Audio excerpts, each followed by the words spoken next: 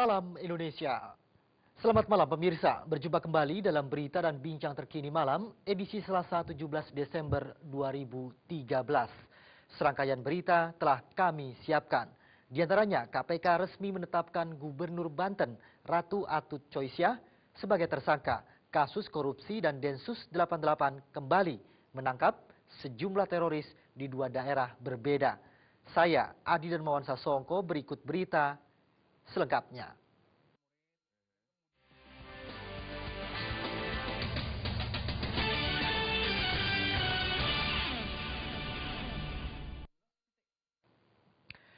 Komisi Pemberantasan Korupsi KPK akhirnya resmi menetapkan Gubernur Banten Ratu Atut Choysiah sebagai tersangka kasus dugaan suap sengketa Pilkada Lebak dan kasus dugaan korupsi pengadaan alat kesehatan.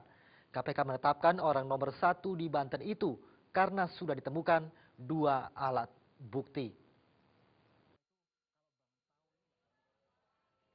Gubernur Banten Ratu Atut Choysiah akhirnya resmi ditetapkan sebagai tersangka kasus dugaan suap sengketa Pilkada Lebak dan kasus dugaan korupsi pengadaan alat kesehatan. Informasi resmi penetapan Atut sebagai tersangka ini disampaikan Ketua KPK Abraham Samad melalui jumpa pers di Gedung KPK Jakarta. Abraham mengatakan penetapan Atut ini juga berdasarkan ekspos yang dilakukan pada Kamis pekan lalu. Dalam ekspos ini, para pimpinan KPK dan Satgas KPK sepakat untuk menetapkan orang nomor 1 di Banten tersebut sebagai tersangka karena sudah ditemukan 2 alat bukti. Telah ditemukan lebih dari 2 alat bukti untuk menetapkan atau meningkatkan status dari penyelidikan ke penyidikan. Dari besaran alat bukti yang ditemukan, maka akhirnya KPK secara solid dan utuh memutuskan, meningkatkan dan menetapkan Ratu Atut Choysiah, Gubernur Banten, selaku tersangka dalam pemberian, sekali lagi dalam pemberian berkaitan dengan sengketa Pilkada Kabupaten Lebak, Banten. Untuk kasus sengketa Pilkada Lebak, Atut terancam hukuman maksimal 15 tahun dan denda maksimal Rp750 juta karena melanggar pasal 6 ayat 1 huruf A Undang-Undang Nomor 31 Tahun 1999 tentang tindak pidana korupsi, junto pasal 55 ayat 1 ke 1 KUHP.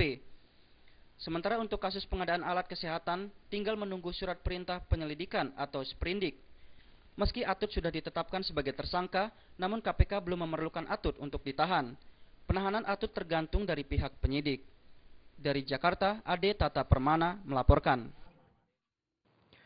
Kuasa hukum Gubernur Banten, Ratu Atut Choysiah, Tubagus Sukatma menilai KPK salah alamat menetapkan kliennya sebagai tersangka kasus dugaan suap sengketa Pilkada Lebak Banten dan kasus dugaan korupsi pengadaan alat kesehatan untuk puskesmas di Provinsi Banten.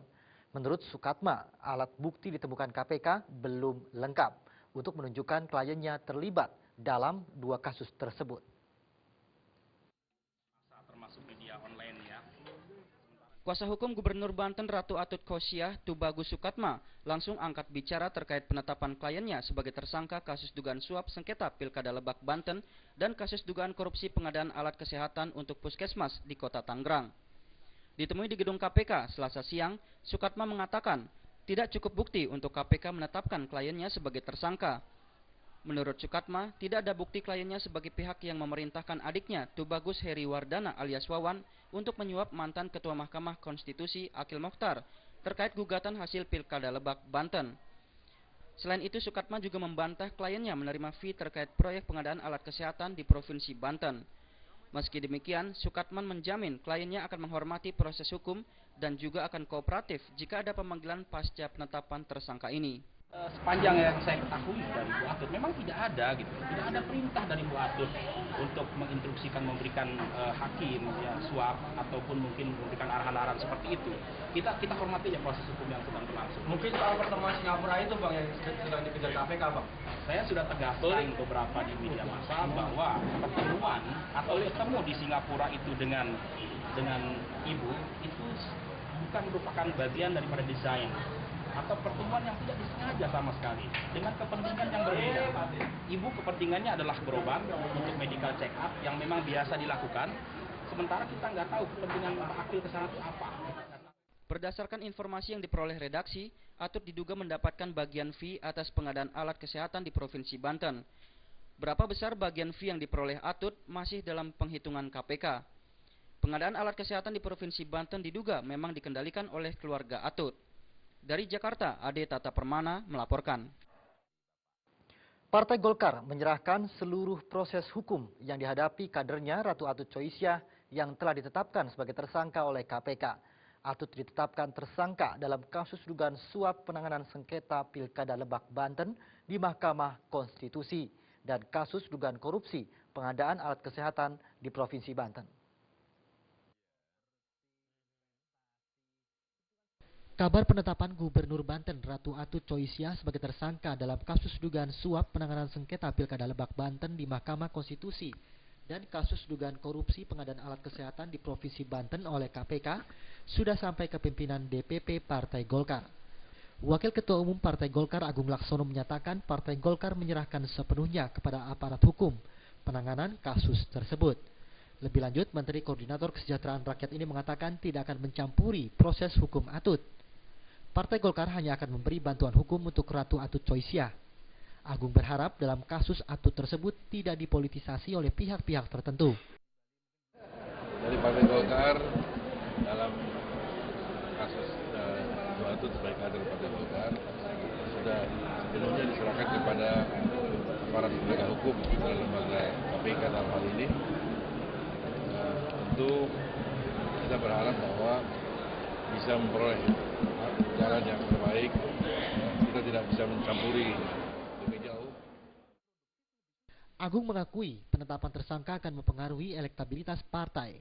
Namun dia percaya masyarakat akan bisa menerimanya karena sikap Partai Golkar mengikuti prosedur hukum. Di Partai Golkar, Atut menjabat sebagai Ketua DPP Bidang Pemberdayaan Perempuan Partai Golkar. Namun dengan ditetapkan Atut sebagai tersangka, kemungkinan Atut akan dinonaktifkan dari jabatannya di partai. Dari Jakarta, Dia Windy dan Nurtanti Purba melaporkan. Densus 88 kembali menangkap sejumlah teroris di dua daerah berbeda. Informasi tersebut akan kami hadirkan sesaat lagi.